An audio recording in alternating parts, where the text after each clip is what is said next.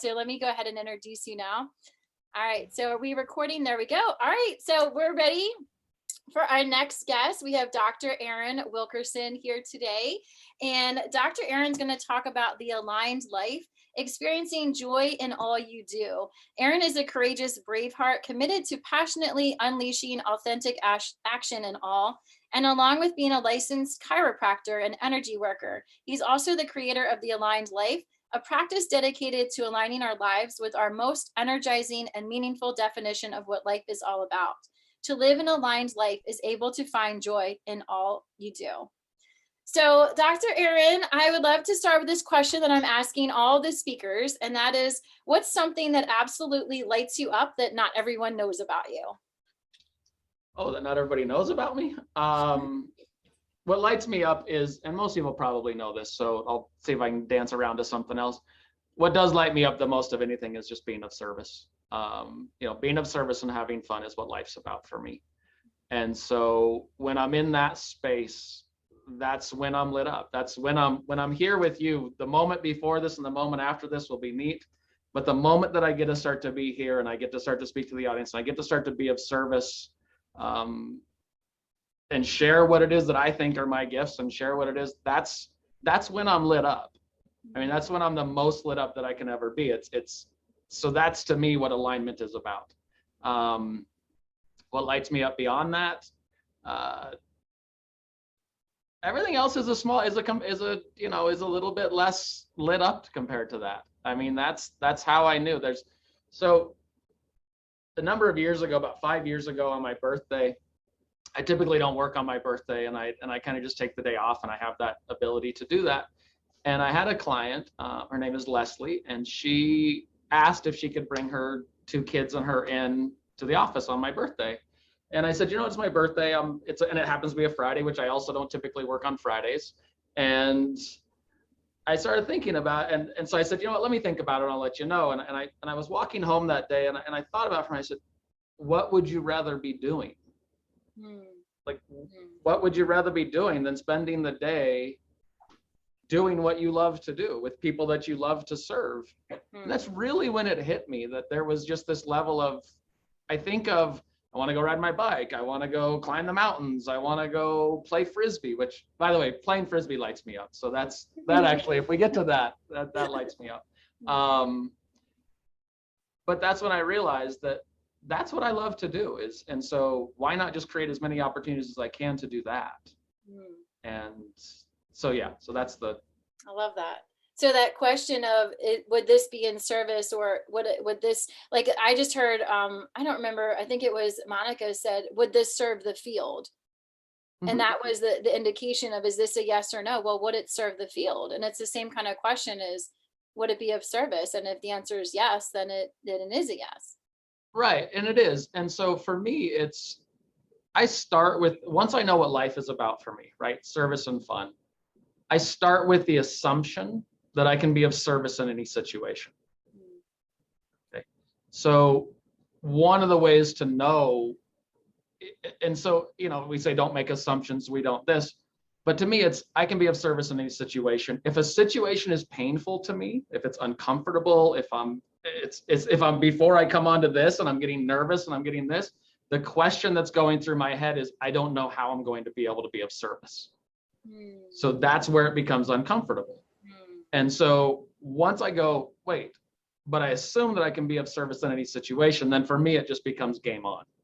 Wow. Then it's just, all right, game on, let's do it. Let's figure out, it's a Rubik's Cube, it's a puzzle, and there's moments that I'm sitting there waiting and I'm a client, right? If I'm listening to a client or I'm listening to your question or I'm listening to this moment where it's, okay, and I'm waiting and I'm waiting and I'm waiting for the opening, beautiful, there's where I can be of service.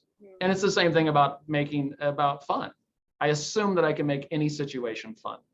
Okay, at least fun for me. Like it's not always fun for everybody, but at least fun for me. And that's what an imagination does. So ideally then the more energy that is involved, or there's more energy involved with the higher the system that we're serving. Okay, so if I sit here and I say, how can I be of service to Julie? That's one system, that's one interaction. If I say, how can I be in service to Julie and her entire community? That's a larger system. Okay. If I then look and say, how can I be of service to the field or to all of humanity through Julie and through her panel? How can I be of service through Julie and her entire community to serve the entire humanity? Then there's more energy in that. And the more energy that there is, the larger the system. Now, there may be a point that you go, whoa, that's a bigger system than I can serve at this moment. So we want to be where we are. But the larger the field, the larger the system that we're serving, the more energy that's involved. It will also take more energy, but the more energy that's involved. And when in my experience, what starts to happen at that point is that's also when there's more support and more collaboration from the system to do that. Right? If I say, system, are we talking about the divine? What is the system? Whatever the system you want to look at is. It's your family, it's your tribe, it's your community, it's your humanity, it's the field, it's the, if you want to call it the divine, it's the divine, it's whatever size system you want to look at. It's the globe or it's the United States. You're defining the system, right? And so the way that we define the system and the system that we're contributing to, so it's how you define the system, I guess would be the short answer to that. And where do the nerves come from? So if we're getting ready to serve the field and we have these nerves, where does that come from? What do you mean nerves? So like you said before this presentation, you were nervous, and that always surprises me because of who you are and your wisdom. I'm like, why would he be nervous? Like, shouldn't I be nervous? Yeah. No, not at all. Not anybody. No. So the nervousness is two things, right? Nervous and excited are the same energy, right? The difference between nervous and excited is when I'm excited, I know it's going to work out, or I expect it to work out. When I'm nervous, I'm questioning whether or not it's going to work out. It's the same energy. Okay. Similar with anxiety, right? Anxiety is stirring around because it doesn't have a direction. And so we have one foot on the gas and one on the brake. Nervousness is, I'm excited. I have all of this energy, but I don't know. Where the nervousness comes from for me, and I think for most people, is when I make it about me and what my value system and my priorities is shifting. So I believe that we all have the same values. Okay? If you listed 100 values, we all have them. It's the prioritization of them. It's how we prioritize them at different times. Some people have family at the top. Some people have money at the top. Some people have health and free time at the top, whatever it would be. But it's a priority thing. We all value all of them. So if we all have the same ones and we look at priorities, we also all value being good enough. We all value being liked. Okay? Developmentally, from around the age of 6 till 8 or even beyond, we're really looking at who do I need to be to get love? Who do I need to be approved of? Ideally, at some point, we graduate from that because that makes us a dependent.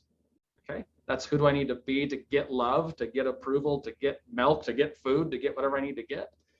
Ideally, at some point, we graduate to the next level of that, which is who do I choose to be in order to make an impact in this world? Who do I choose to be in order to give love, not get love? So the nervousness comes from the place of, what if they don't like me? What if I'm not good enough? I'm a 6-year-old living in an adult life going, I still want to be good enough. I still want to be liked. And you know what? I do. Okay. I care whether or not people like me, right? The book, The Subtle Art of Not Giving Enough, it's like, I do give enough. I do care. A lot of people say, I don't care what people think about me. Yes, you do. Yeah. Do you think it's possible that anybody really doesn't care what people think of them or how they respond? No. Yeah. What I think it is, though, is a priority thing. Okay. When I'm working with somebody, or for instance, when you've seen me work at a retreat or in my office, what happens priority-wise is I care less about what you think of me than I do about being of service to you in the field. I care. So priority-wise, if I care more about what you think of me than I do about being of service and saying what I need to say and bringing truth forward and serving you, then we're in trouble. If I care more about getting you to like me than I do about being of service to you, the game's over. Don't hire me. because I'm going to need to say things to you. I'm going to need to call you on things that are at points going to make you go, I don't like you right now. And typically that means I'm doing my job. I resonate with that too. Right. When people tell me that I trigger, I'm like, thank you. That's good. That means we're making progress. Right. I'm doing my job. Now, ideally, if I get you to the outcome that you're looking for, you'll end up liking me. Right. That's it. That's the beauty is that if I focus on you liking me first, then the odds of us getting to the outcome aren't that great.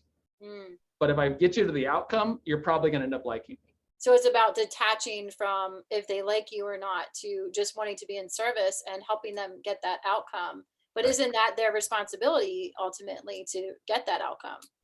Sure. And as the guide, it's my responsibility to help them and to guide them and to do my best to do that. But yes, they have to take the journey themselves. They have to walk the walk, and they have to slay their own dragons. But they don't have to do it alone. That's so good. There's a client of mine who likes to call me that I hold her flashlight for her. She's the one that has to go through it, but I'm there holding the flashlight. Is that Cheryl? Yeah. I've heard her say that before. I love that. So she sings your praises all the time. She's amazing, right? Yeah. And so that's it, right? We're being invited on this hero's journey. We're all on that journey, and we're either there reluctantly or we're there willingly. And we're going to have to face some dragons, and there's a guide there to help us along. And so, yes, I do that. And yes, they have to do it themselves, just the same as I have to do it myself. So the nervousness comes from when I'm making it about me. I love it. Right. And Epstein has a quote that says, if you're making it about you, it's supposed to be painful. If you're making it about you, it's supposed to be painful. Right. It's not about you. Now, the paradox of that is that it's absolutely about you. Right. I mean, we live in this world of paradoxes. And to be able to live with them and dance within the paradoxes that's where we get to play. So that's where the nerves come from. When I get excited is when it becomes, oh, cool. I get to light people up. I get to do this. I get to share. And where the excitement and the confidence comes from is when I ask myself, what do you know about yourself, Aaron? And the only answer to it is, I know I'll do whatever it takes. And in the end, that's it. I know that I will do whatever it takes. And if I can walk away from any situation knowing that I've done whatever it took, then game on, success. Does it mean I got the outcome? I don't know. But it means I did whatever I could. I'm committed to the outcome more than I'm committed to being good enough or to being this. Can you speak to the guidance not to make your coach your hero, and what that means to not take on the role of hero for your clients? Yeah, I mean, so the frame of putting that in, and we'll talk about this a little bit, but so one of the things that we'll bring up today is somato-respiratory integration, right? We'll bring up the 12 stages of healing and the 12 stages of consciousness. And that's a platform, that's a exercise, that's a filter. It's a way for looking at the world that Dr. Donald Epstein observed and created a number of years ago, a number of decades ago now. If I may, I'll just show there's a book about it, just I like to give credit where credit is due at all times. And so the reason I bring that up is stage one of that stage of consciousness is the stage of suffering. And the stage of suffering is a stage of separation. It's the stage of disconnection. It's the stage of I'm not good enough, I'm not lovable, I'm disconnected. As a communal species, we care what people think because we are a tribal species. We are a communal species. We want separation is the epitome of suffering, right? That's why being isolated, being picked last, being ostracized, solitary confinement, being kicked out, that's suffering for us. So in order to avoid that, what we do is we go into what's called stage 2 of consciousness. And these aren't hierarchical, but they do flow. The stage 2 is really a stage of polarity. It's a stage of, let's just call it polarity for the moment. And in this stage, it's where we often go looking and we start to blame and shame things. And we also then start to look for a magical pill, lotion, or potion. It's where we go seeking a hero. Okay. We go looking for something to blame. It's his fault. It's her fault. It's because of him. It's because of her. It's because of my knee. It's because of my childhood. I don't have abundance because my childhood wasn't there and I don't have a good money story. I don't have abundance because of, we're blaming this external thing. Okay. Those things may be true, but in this state of consciousness, it's not, this is true and I'm going to move forward. It's, this is the reason and I'm blaming it for that. So that I don't have to feel the pain of not being good enough, of not being successful, of not having abundance. I am going to blame something else. But if this person comes along and I take this particular program and I take this particular thing, you can save me, he can save me, she can save me. This program is going to be the key to my success. This is going to be the, then you're infatuated about something. Once I do this, everything's going to be great. I promise you, everything will not always be great. There will be good days, there will be bad days. That's the way that it is. So can I ask a question about that? So yeah. Let's say that somebody promises this program that will make you more money and you believe that it will make you more money and then it does. Okay. So is that, you know, there's still the danger of making that person the hero or the program the magic bullet. But in my experience, that has worked for me. But what I see it as is I believe that it will work and therefore it does. And I'm the one who puts in the time and effort. Like I'm the one that created that. This person guided me, like had the flashlight. So exactly what you just said. Who did the work? I did. Right. Right. You can lead a horse to water, but you can't make it drink, right? Yes. Programs are amazing. There are people that know how to do that. Mm-hmm. Right. And so that's what we want to look at. Am I expecting this program to magically do the work for me? Or is this person going to be a guide that's going to show me how to do this? I see. And that's what we're looking at. Give me 1 second. Mm-hmm. This is driving me crazy. Or is this going to be the thing that helps me get where I need to go? Mm-hmm. Right? And it's easy to look at in sports. The coach does not go out on the field and do the reps for you. The coach does not lift the weights. The coach does not throw the ball. The coach does not do those things. The coach helps you and encourages you and tells you what to do when you need to do it and supports you when you're down and builds you up when you're up and keeps you going.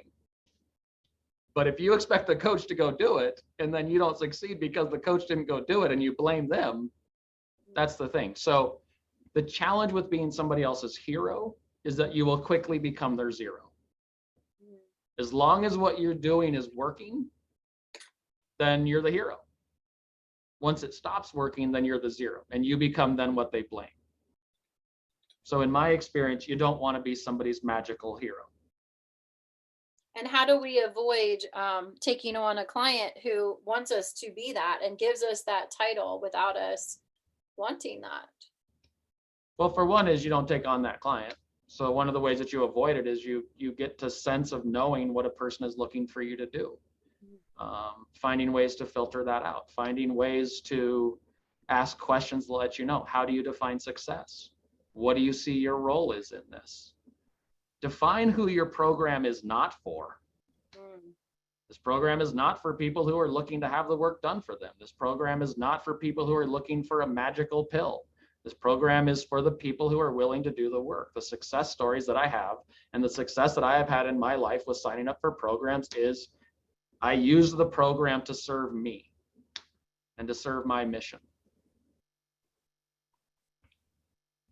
So that's where you start to go. Now, how you start to have a conversation with somebody in that is if you look at the 12 stages, and what I love for somebody to have is an intimate relationship with all 12 of them, both intellectually, but truly cellularly and physiologically, because when you can feel these, then you get connected with the natural rhythms of what that is. Any person that's come, so then if you go to stage three is the stage of stuck, where we're stuck in a perspective, right? That would be the limiting belief type statements, those types of things where it's, I'm not good enough, or money only comes to this, or money's for people who this, or whatever the story is, right? At some point we go, wait a minute. First of all, we recognize that we're stuck in that. And then we move into this new state, which is a state of enough of this. This is where we move into stage 4, where we start to reclaim our power. Okay? And as we reclaim our power, what we're really claiming is the ability to be the authority in our lives. Okay. What's the word for a writer in the English language? In English, what do we call a writer? We call them an author, right? So when you become the authority, you become the author of your life. I am no longer dependent on somebody else to tell me what is right, what is wrong, what to do. I now start to tell the story. Can you say that one more time? When you become the author, you are the authority of your own life. Is that what you said? Yeah. When you become the authority of your own life, you become the author of your life. Okay. You get to start to write your script. Where do you come up with these phrases? Like there's like all these one-liners, like all of them need to be like a bumper sticker, or like we all need them everywhere. Thanks. It's a good question. I read a lot of different stuff. I hear a lot of different stuff, and then my brain does a good job of alchemizing it into whatever. And then you ask good questions, and I just let my mouth ramble until something comes out that's worth listening. I love it. Yes, Megan said he needs to write a book. Thanks, Megan. Katie said my car's not big enough for all these bumper stickers. That's awesome. So here's the part of that I would get at. And the reason why I'm getting that is every person that comes to you, there's a part of them that's looking for somebody, for a hero. Okay. Just acknowledge it. There's a part of us that would love for somebody can you just do the work for me? Can you just magically of course we want that. Yes. That's right. Yes. And there's a part of us write my book for me. I've even had that thought. Like, can't you just write the damn book and publish it and do all of that? I don't need to know all of this. Just do it. Right. Yeah. But what would happen at the end, right? You would then be doing a book tour and people would go, page 7, and you're like, I don't even know, because you wouldn't embody it. Right. If you don't go through the journey yourself, you can't actually deliver the gift. You have to actually, the end of the hero's journey is when you come back and deliver the wisdom, you deliver the gift, you deliver the boon to the rest of the people, right? That is, the journey's not complete until that's taken place, okay? So by going through the pain of writing the book in this example, that's where you gain the wisdom. Don't cheat yourself out of the wisdom. Don't cheat yourself out of the experience by asking somebody else to do it for you. There is nothing better than eating a fish that you caught for yourself. If you eat fish, okay? There's nothing better than eating a tomato that you've grown yourself. That's the journey. That's the point, is that the you that you had to become to get there, abundance is the natural outcome of that. Oh, abundance, that's so good. Abundance is a natural outcome of the culmination of it. Abundance is at the end of the year, in autumn and fall, when the trees are abundant with fruit and the fields are abundant with crops and grains and all this stuff. That's the natural outcome of spring, summer, fall, and then of this cycle. Wow. We have gotten so used to having our stuff handed to us that we think, well, you mean I have to work for it? Yeah. Because the you that started isn't the same you that ended. You have to take the journey, and don't cheat yourself of that journey. And the journey starts every morning. The journey started when you were born, and there's new journeys we're going through all the time. So can I ask you about time? So, they say like time is an illusion, and, people think it takes time to build a business, or it takes time to develop. Or is it really just about that person's willingness to do the inner work and transform? What is your thought around time? Time's elusive. I mean, I think time's bendable. I think that in my, there's things that the minute, like I was asked to sign in 11:20 or 5 minutes early, right? Which for me is 11:30 or 11:25. From 11:24 to 11:25 was the longest minute this morning. Right, because I'm sitting there going, all right, 11:25, right? And there's a little, and for whatever reason in this moment, I became a rule follower. I'm like, no, I'm not signing in a minute early. I'm signing in right at 11:20, right? I must have sent you my rule follower vibes, because I'm a rule follower. So there's a neat thing that happens, right? Which is, depending on the energy that we're living from, depending on the state of consciousness, depending on where we're functioning from, time takes on a different reference, okay? When we're in a state of distress, time is like that, right? Time, it's fast, and it also seems like it takes forever, right? So if you need help with something, like let's say there was a technical challenge, it could take 10 seconds to fix it, but that 10 seconds would seem like forever. Oh my God, we got to get this. Because when our nervous system goes into that state of fight or flight and distress, it's functioning on a long time is 1 second. When we're in a state of grace and in a state of ease and in a state of parasympathetic, all of a sudden it's seconds, minutes, whatever, right? That's how I feel right now. I have no idea what time it is or like how long this interview is. Like, so time is elusive like that, and we all experience that. Time is bendable. Time is what it is. What tends to take a long time with, I think, growing a business, or the longest amount of time, is that it's the time it takes to build up enough energy to make the decision. Wow. Oh, so good. Right? There's so much work put into this, and then once you make the decision, wow, and you act upon that decision, wow, game on. And stop changing your mind and trying a million different things and yeah. But we also look behind the scenes of, oh, it was an overnight success, or it just magically happened, and you go, no. Things have been in the work behind the scenes for a long time. When it's ready to happen, it's ready to happen. Okay. Anything prior to that is merging beyond the illusions of the rules and of the identities that we have, merging into a state of preparing for readiness and building towards readiness. Okay, building towards climax, building towards this energy of readiness when things start to really move. And then the state of resolution. And the state of resolution also then starts to give birth, the state of discharge and then resolution of it. And that happens fast. Okay. You can build up towards a sneeze, right? It's not there. And it seems like, and then all of a sudden when it happens, boom, it happens. And there is no stopping it. So part of what I love so much about what Epstein laid out here with these 12 stages is being intimately connected with your own natural rhythms, so that you know what stage and what rhythm you're naturally, not the one you want to be in. It's the one that you're actually being called to be in and the one that you're in. It could be the middle of winter and a farmer could be like, I really want it to be spring so I can plant my corn. Well, life doesn't care about what you want at that moment. This is the season. So you have to honor what's happening in that season. And if you do what's supposed to happen during that season, if you take appropriate actions and preparation during that season, then when the next season comes along, you're absolutely ready. And when the next season comes along, you're absolutely ready. And when the next season comes along, you're ready to harvest. But this ties in perfectly with Nani Leia's feminine blueprint model of all the seasons and just going through the seasons. I love that. And what we're talking about is rhythms. And the more intimately connected to those rhythms that you are, the more able you are to know what actions are appropriate and not appropriate at that time. If you're in a season of, if you're in stage 3 and it's a stage of stuck and you just recognize I'm stuck right now, probably not the best time to make decisions. Probably not the best time to be taking action. It might be time to just sit back and go, you know what? It's stuck right now. Now, if you want, you can go back and go, how did I get stuck? Why am I stuck? Why am I? And you're going right back into stage 2 to look at why you're blaming it. And then you're going to start to feel disconnected and you're going to stay in this cycle of stage 1, 2, and 3. And so that's where most people accepting, like, I'm stuck right now. Right now I feel just acknowledge it. Right now I'm stuck, and God, am I stuck? I am so stuck, right? Until at some point there's enough energy that builds up that you go, I think of it as quicksand, right?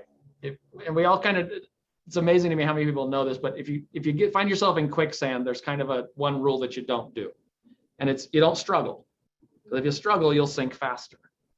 It's the same thing as stage 3. If you find yourself in stage 3, you don't struggle. You just go, oh, I'm in quicksand. It's also not the time to figure out how you got into the quicksand.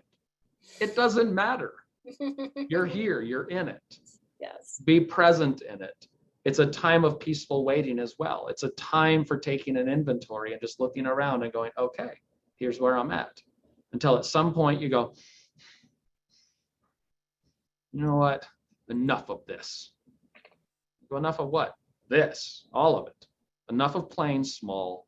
Enough of waiting for other people to tell me whether I'm worthy. Enough of this, enough. I take my power back. I take my authority back, right? And you start to move into that energy. From there, you've now moved into a new season. And if you can be intimately aware of those and all the rest of them that come beyond that, then life becomes much easier, right? What Because comes after enough of this? enough of this comes after, well, you reclaim your power. So after stage 4 comes merging beyond the illusion, Okay. which is typically then the space when people start to merge with their shadow self. They start to merge with those parts of themselves that have been ostracized and pushed away and unaccepted. It's also when they start to merge beyond the roles that they've played. So the good girl, the bad one, the this, the that, and they start to go, wait a minute, I am not my role. I don't know exactly what I am, but I know I'm not that. So there's this peeling off, and there's also this becoming more whole, right? Part of this stage is the aspect of Krishnamurti once said, if you want to find out what love is, find everything that's not love, and you'll end up at love, right? On some level, for some of us in a certain place, when we're not quite sure who am I, sometimes it starts with who am I not, right? And you start to peel those illusions off. And who am I not anymore? And that merging, it's like clearing off the glass, the illusion, the veil between all of this. In the fairy tales, this is when the curtain falls from, the Wizard of Oz. This is when Beauty sees beyond the beast and kisses the beast, because she sees beyond the mask of the beast. And we start to recognize, I'm not this mask. I am not this role that I've been playing. And so from there, we start to move. And so we go into the basement or into the attic or whatever you want to call it, and we start to connect with parts of ourselves. In stage 2, we're connecting with parts of ourselves. And stage 2 is really when it's fueled is beautiful. Stage 2, when it's not fueled, involves tons of judgment. Okay, tons of judgment where it's we're judging this, we're judging that. There's a right and a wrong. It's you're right, you're wrong, you're this, you're that. It's the state of our nation at this time, quite dramatically. Okay, there's a lot of judgment. What happens when stage 2 is fueled is parts of me are happy and parts of me are sad. Parts of me are full of light and parts of me are full of dark. Parts of me are blue and parts of me are red. Parts of me are, right? And you do it without judgment. You do it with just acceptance of you have your family around and you're like, yeah, I have different parts, I have different rhythms. And you're starting to let them talk to each other. You're starting to let them exist within this same vessel, as opposed to disconnecting and isolating those parts. Parts of me are a wild man, but that's down here. And parts of me are all spiritual, and that's up here. And I got to keep them separate. And in certain areas, I'll let this part out. And in other areas, I'll let this part out. But God forbid I let the two hang out together. That's a recipe for scarcity. You can't. Go ahead. Can I reflect something back that you said to me that totally changed the way I see how I live? That I just want to. Sure, I like to hear things that I say. Yeah, and this is pretty impactful. So I had a session with Dr. Aaron, and I said, I want to believe that it's safe to be powerful, because I'm realizing how much power is in me in all different areas. And it's frankly, it's scaring me. It's like, I'm too much. I intimidate people, whatever my stories are. But you said, is it safe to be? So I said, I want to believe that it's safe to be powerful. And you said, do you want to be safe or do you want to be powerful? And that question, and it made me think, like, is it really safe to be powerful? Or any of us really safe?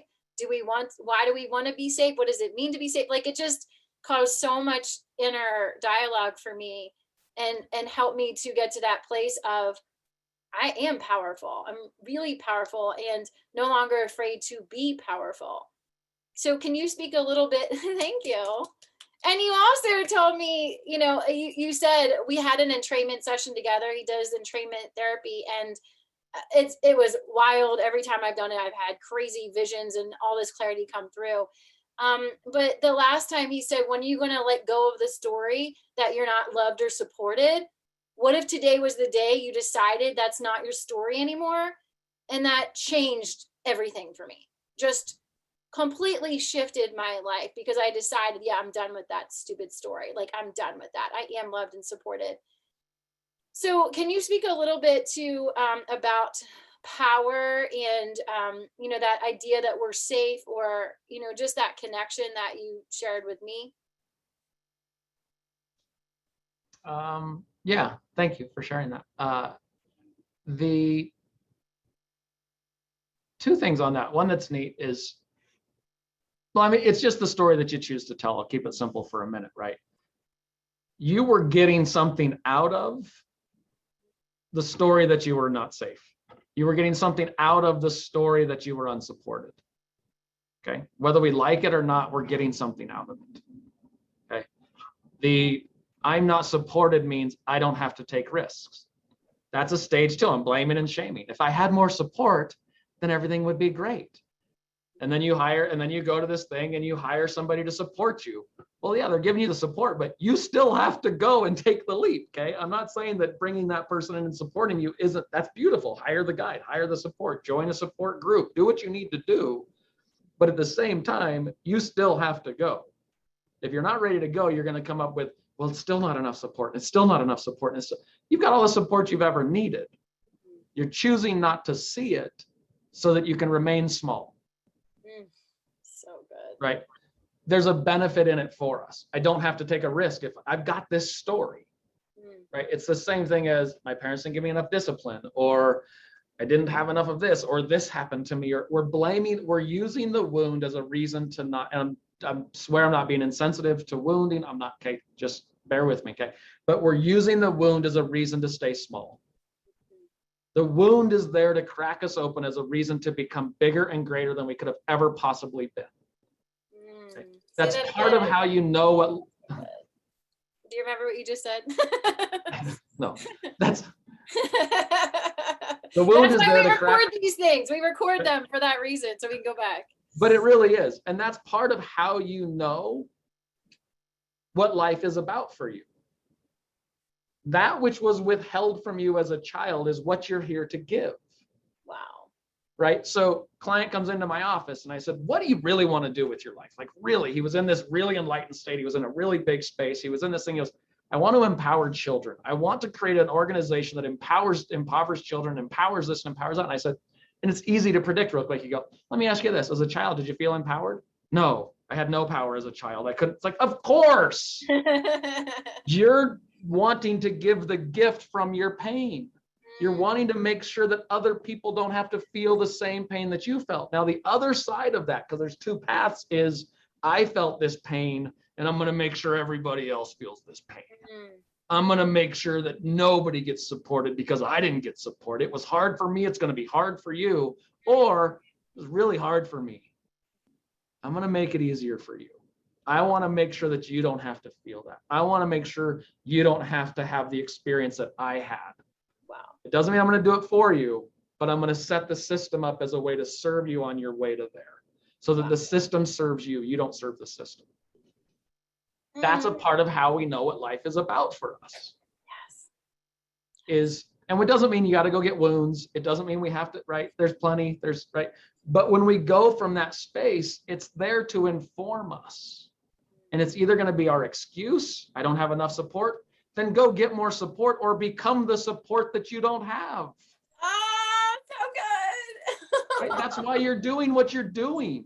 Yes. Because you're supporting people and you're going through your journey and you're coming out the other side and going, oh my God, there are other people out there who don't have support or feel like they don't.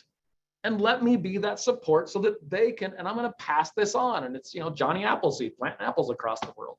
Okay. That just makes perfect sense. And it made me think of Michelle, who's our next speaker, Michelle Villalobos. She's my coach. And she said to me, I'm going to do for you what no one did for me. Like, I want to take you, introduce you to all these speakers and get you up on stage. She was like, I wish someone had done this. So I'm doing that, and that doing for others what we wish we had. What a beautiful way to serve. The opposite of that would be, no, you got to make it on your own, kid. Right. Nobody introduced me to these people. Yeah. What? Well, yeah. And I get it. It's, that's part of the makeup of the world. Part of me wants to give and part of me wants to take and part of me wants to celebrate and part of me wants to punish, and they're all me. Right? Like, And then when I say there, I mean each and every one of us. Yeah. When we get to the realization that we're all one, then I can look at you and I can go, wow, part of me has blonde hair and blue eyes. That's wild. Right? Part of me is a man, part of me is a woman, part of me loves, and part of me is really angry right now. If I see somebody on the street that's angry, or I see somebody that's having a really hard time, it's, wow, part of me is having a really hard time right now. And look at that, part of me is really killing it right now. Huh, that's amazing. And it's all me. I love it. So we have 5 more minutes until Q&A starts. So if you have questions for Dr. Aaron, go ahead and put them in the Q&A so we can answer the questions live for you. So Dr. Aaron, what comes after merging beyond the illusion and merging with your shadow self? What's after we start to do that basement work? So what'll start to happen, and what's really neat about these stages, is that I said they're not hierarchical, but they do flow, just like seasons, just like, okay, it does happen that way. We will bounce around a little bit.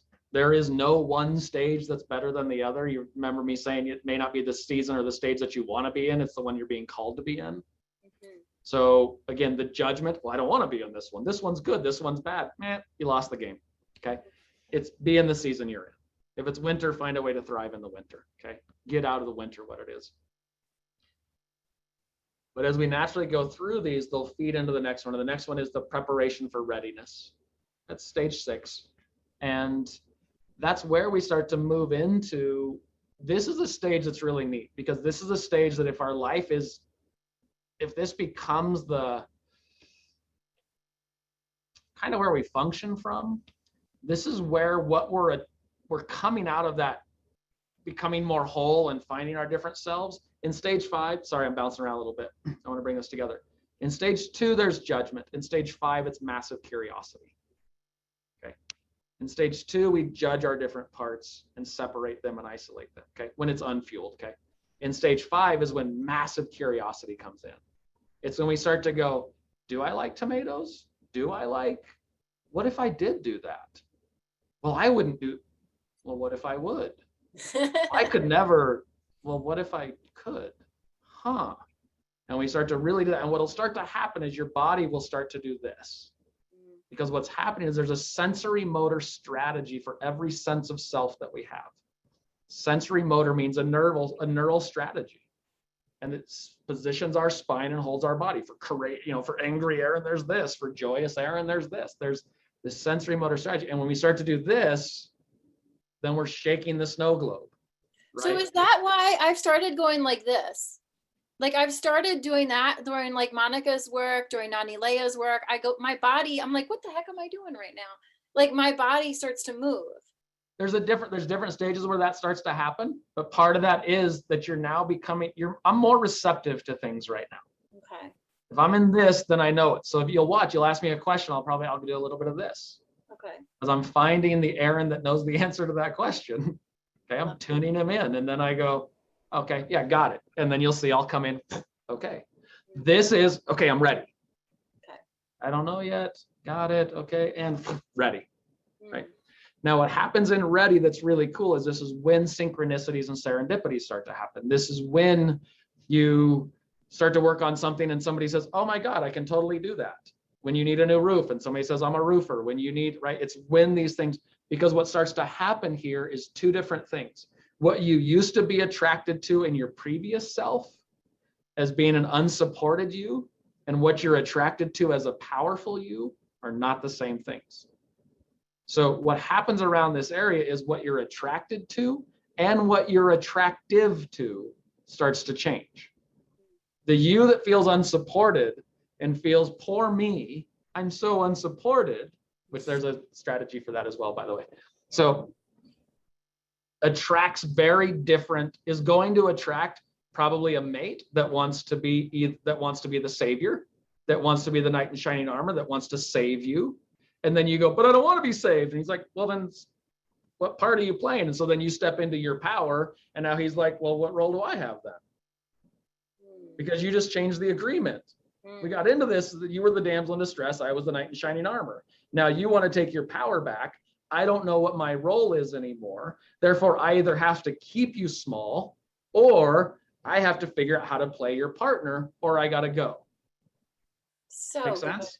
Oh, Right. that just summarizes every like relationship. Like, Right. And so what you're attracted to now is not a knight in shining armor. What you're attracted to now is a peer, a partner, a collaborator, a person, right? So if you're talking about, yeah, so you just have that different relationship. That's what starts to happen in stage 6. somebody just asked you to repeat that about the explanation with partnerships, like about the damsel in distress and the hero. So, I mean, just the point of it is this, is that who you're being and the stories you believe about the self that shows up and gets into the relationship is going to be, that's what you're going to attract. If you think you're helpless, you're going to look for a hero. If you think I'm the hero, I'm not looking for a hero. I'm looking for a guide. Does that make sense? So the person that's coming in, you'll hear it in their voice to go back. And yes, Sarah, I'll get to that. I'll bring it back to relationship in a second. But if you're the guide and somebody comes into your offices, they're going to use language and you'll know that they're looking for a hero. So you guarantee that this is going to work for me. And you get like, and you're like, can you guarantee that you're going to give me the 30 hours a week that I'm asking you to do? Well, no, I want it to be easy and I want it to be, and I just feel like, everything's against me and they're coming up with excuses and they're coming up with this and they're coming up. It's not there. Now, what you can do is you can go, look, the fact that you came into this office lets me know 2 things. It lets me know that a part of you has had enough of this. Because if it didn't, you would have never walked into this office. The part of you that walked you into this office is the part of you that's had enough of the way that you've been living your life and enough of you playing small. Is that true or not? And the person will go, yeah, it is true. And a part of you is ready for more. Is that true? Heck yes, that's true. And you go, cool. That's who I'll sign a contract with. It doesn't mean you don't get to go into blame and shame. It doesn't mean if you go there, I'll go, no, there you go, going into, I'll honor you there. I will support you there. I will understand that. But the contract that we've signed is between this version of us. Right. Does that make sense? Who's had enough of this, who's actually I'm ready. signing the contract with the version of you who's ready to take her power back and wants help taking her power back.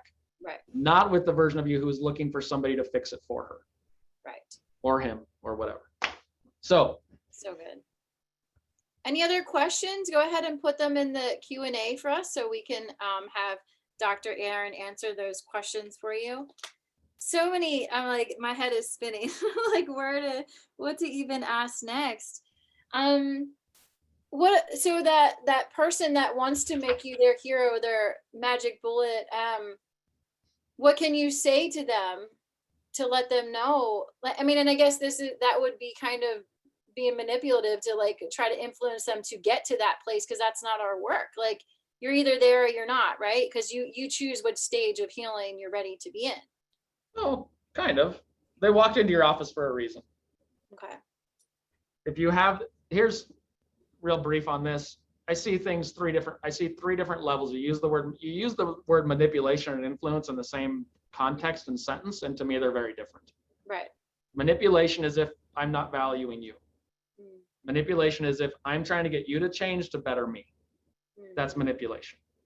Okay. When a person breaks a horse, they're not valuing the horse. It's, I want to get you so that you're rideable so that I can ride you. Okay. If you ever want to influence anything, you first have to value it. Okay? If you don't value it, then it's manipulation. So the reason why my words are, okay, and this isn't a patting me on the back, but the reason why you allow my words to help you and to sink in and do that is because you feel like I value you. You don't feel like it's about me trying to manipulate you into getting something out of you. It's, I'm trying to help you. I value you. So that's influence. That's the difference between manipulation and influence, right? The horse whisperer valued the horse. So he learned the horse's language. He learned how to communicate. I learned what was going on. I learned where it was. 𝐃𝐨𝐬, right? Is it 𝐶esar Chavez or the dog whisperer guy, right?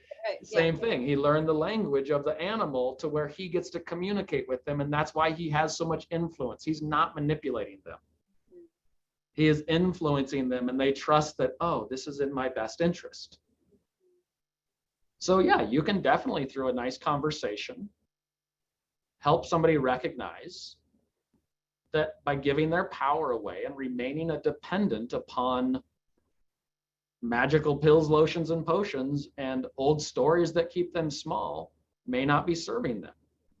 And at some point they'll go, huh, you know what, that might be right. You know what?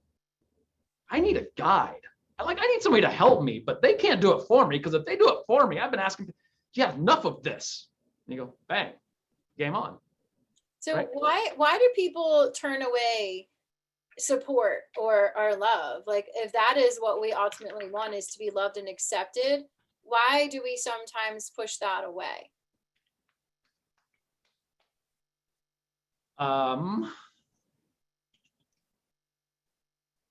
Like, if our story is no one loves and supports me, and then people come in to offer just that, why would we not accept that? 2 reasons, okay? The number one drive, there's a number of reasons, but the 2 that come to mind right now is the number one drive of the sense of self is to defend itself. If I'm a victim, then I will find a way to be a victim. And if you try to take that away from me, then you will become the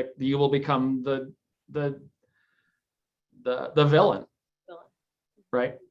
So if this is my sense of self, and I'll fit within this range of self between here, anything that's too positive, that goes too positive, let's say, I will reject. Anything that's too negative, I will reject. So if my sense of self is, I'm all right, but I'm not amazing, and you were like, Aaron, you're amazing, that's outside of my sense of self. And I would go, oh, I'm all right. And if you went, you were terrible, I'd go, maybe not the best, but I'm all right. Okay. So 2 things. The other one is, I'm not going to give up my lifeboat or my life vest until you give me a better one. And if the story that I'm telling, which is I don't have support, is serving me and keeping me safe and afloat, then I'm not giving that to you until you give me something else to float on. So the only reason why somebody would reject our offering is if they don't yet feel seen enough and safe enough to be able to say yes to it. Okay. There's other things that I could say, but that's part of it, is that it's, and there's people that you just go, when I ask people, I'm like, how do you define success? And they're like, well, this, and this. And I said, well, what about this and this? No, I just want this. And I'll say, I'll tell you what, that's awesome. And if I was in your shoes, this is where I would go. And I hand them a card and I say, beautiful, go get taken care of. And I've had those people refer to me. And I'll go, where'd you come from? And they go, da, da, da, da. And I said, who?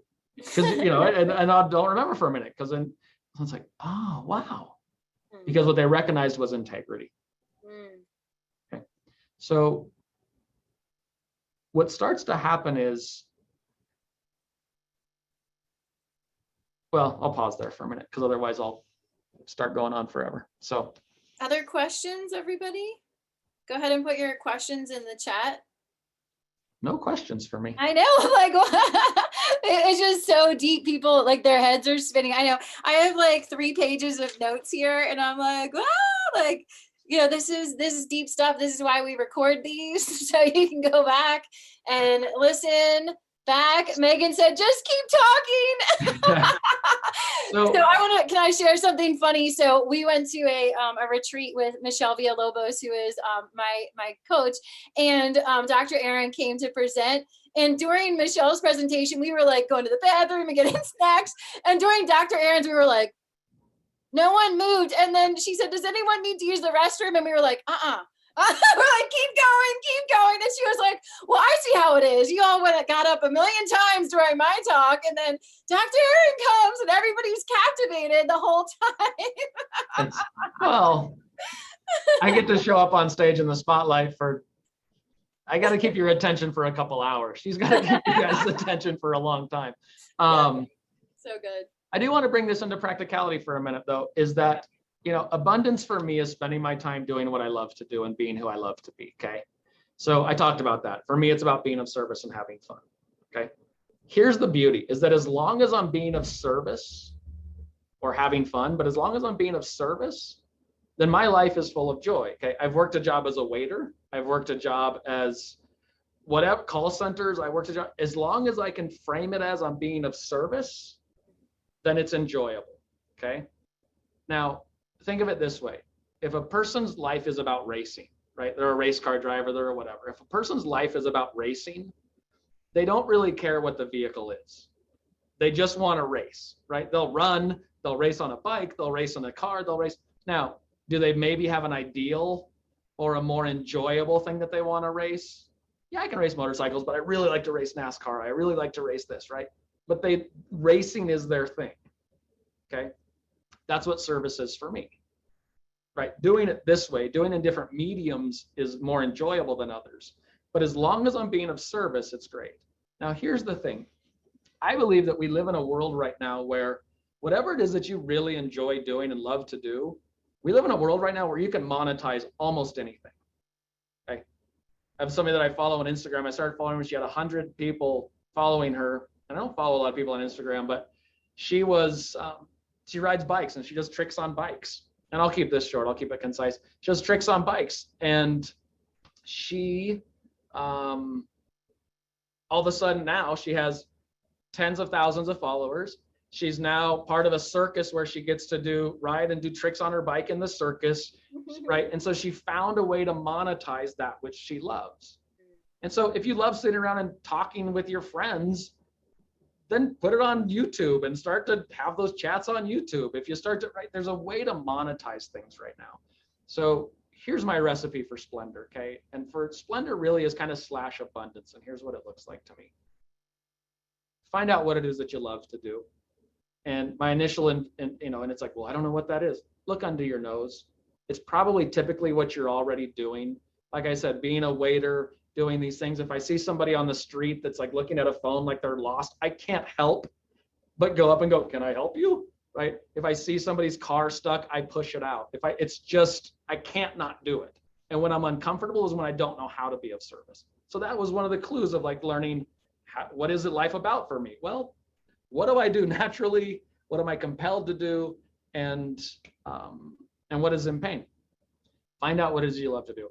Practice it, practice it, practice it. Get good at it. Get really good at it. And that equals splendor. It equals joy.